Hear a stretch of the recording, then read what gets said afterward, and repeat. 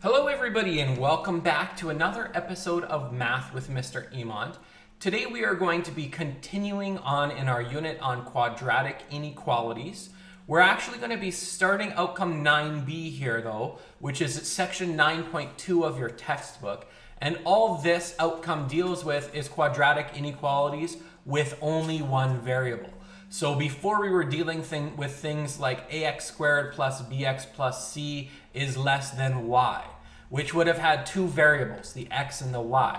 The only difference now is that they're not set equal to y, they're going to be set equal to 0. So we're only dealing with one variable, the x variable. And it can be in those following four forms: less than or equal, greater than or equal.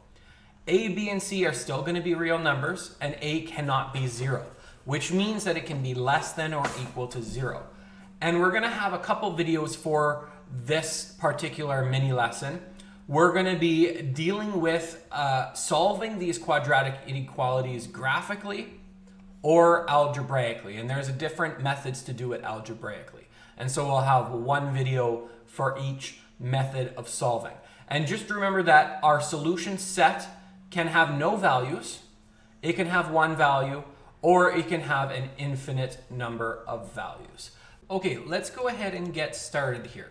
So in this lesson, we're going to be looking at solving equations using a method called finding the roots and test points. And so this is just one algebraic way of doing it.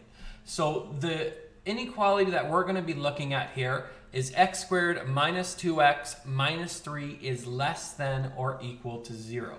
Now, the way we're going to start this off is just how we would at any other inequality, which is we're going to find the roots, meaning find the x-intercepts, meaning let's factor.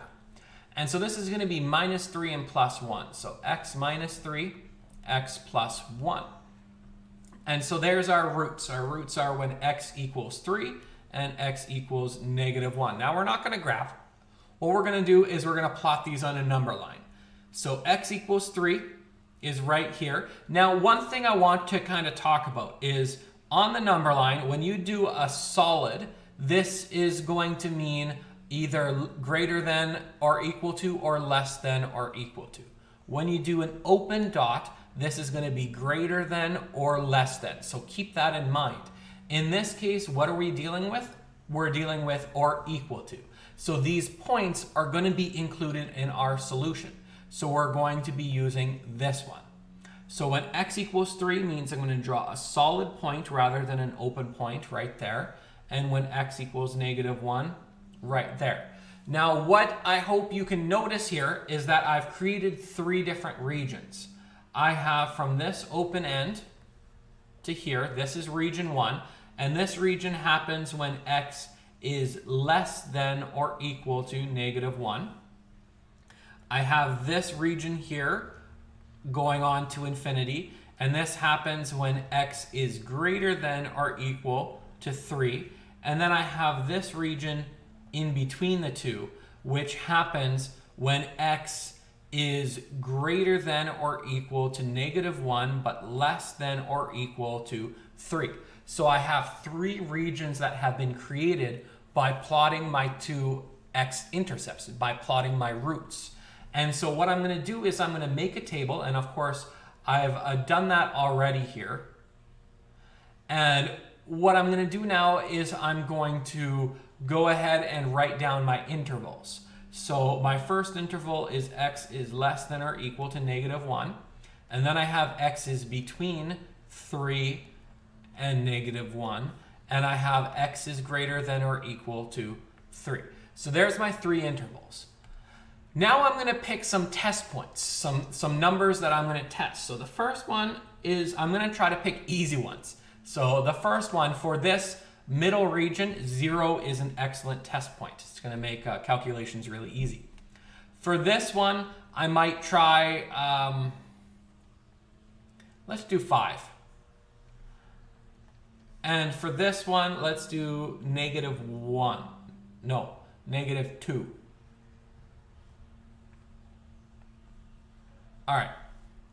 So now we're going to substitute it in. So the equation that we're dealing with is x squared minus 2x minus 3. And so let's go ahead and do the substitutions. So we have we have negative 2. Scroll up so we can see here. Negative 2 is what we're substituting in for x squared minus 2 times negative 2 minus 3. Negative 2 squared is 4. Negative 2 times negative 2 is 4. So 4 plus 4 minus 3, which is 5. So there we go. So we substituted negative 2 in and it equaled 5. Is that less than or equal to 0? No, that's not less than or equal to 0. All right, let's try substituting in 0. So we're going to have 0 squared minus 2 times 0 minus 3. Is that less than or equal to 0? This is going to be 0 minus 3. So negative 3, is that less than or equal to 0? Yeah, that one is, right? So that one is going to work. Pop that in there. And yes, this one works. And let's do the last one. So test point of 5. So we're going to have 5 squared minus 2 times 5 minus 3. Is that less than or equal to 0? So we have 25 minus 10 minus 3 is less than or equal to 0, which is 12.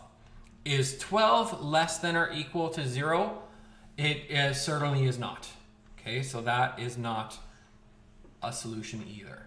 So we're gonna write no.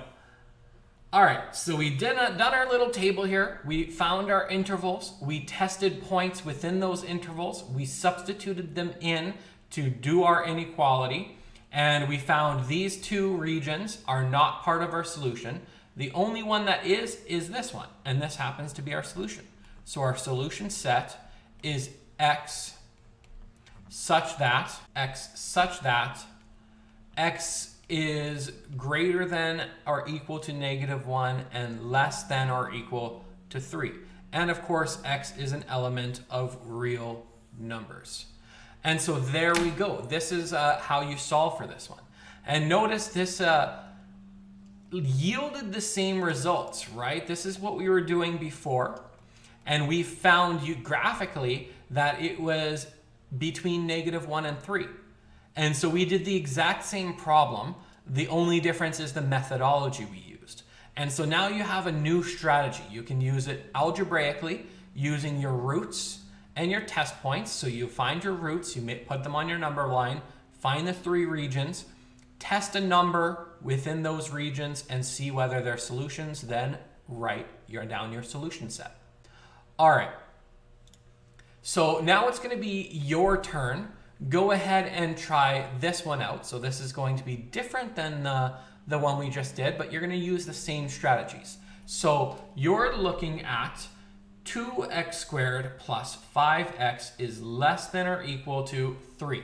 And first you're going to find your roots, then put them on a number line, find your regions, then determine some test points and test those to see whether those regions are part of your solution, and write your restricted domains that are going to be your solution sets. All right, give it a shot. Come back when you have the solution to check your answer. See you soon. Okay, welcome back. Let's go through the solution. So we have 2x squared plus 5x. Let's make the highlighter bigger. 2x squared plus 5x minus 3. When you move this 3 to the other side. And you can factor that to be 2x minus 1 times x plus 3, which gives you the x-intercepts x equals 1/2 and x equals negative 3. So then you plot those points and you come up with these 3 regions. And that's what you're going to put in your table. And so there's your 3 regions in the table. Now what you're going to do is you're going to find some points to test. So on this one, I picked negative 5. On this one, I picked 0, and over here, 1. And anytime that I can pick the numbers 1 or 0, I will, because they just make calculations so much easier. And then I substituted those in. So when I substituted in -5, I got 22. Is 22 less than or equal to 0? No. When I substituted in 0, I got -3. Is that less than or equal to 0? Yes, of course. And when I substituted in a value of 1, I got 4. Is that less than 0? No. And so now I can go ahead and write my solution set. So my solution set is x such that x has to be greater than or equal to -3, but also less than or equal to 1/2. And x, of course, is an element of real numbers. And so I found this algebraically using my roots and my test points, but then I can check my answer, right? And to check my answer, I would use my calculator and I would graph it. So we'd go 2x squared plus 5x minus 3, graph it, and now I can visually see when is my value is going to be less than or equal to 0. Well, that's going to be, and I can even trace it, right? That's going to be in between 1/2, and all of these are negative, and -3. And so there, my solution is verified graphically. Okay, next lesson, we're going to be trying these out using case analysis. I'll see you then. Bye-bye. Thanks for watching, everybody. You can like, follow, and subscribe to my social medias to get notifications as soon as new content is uploaded. In the top corner here, you will find the playlist that this video is in. Watch the unit from beginning to end, and over here, you will find the next video in this unit. Keep learning, everybody. Take care.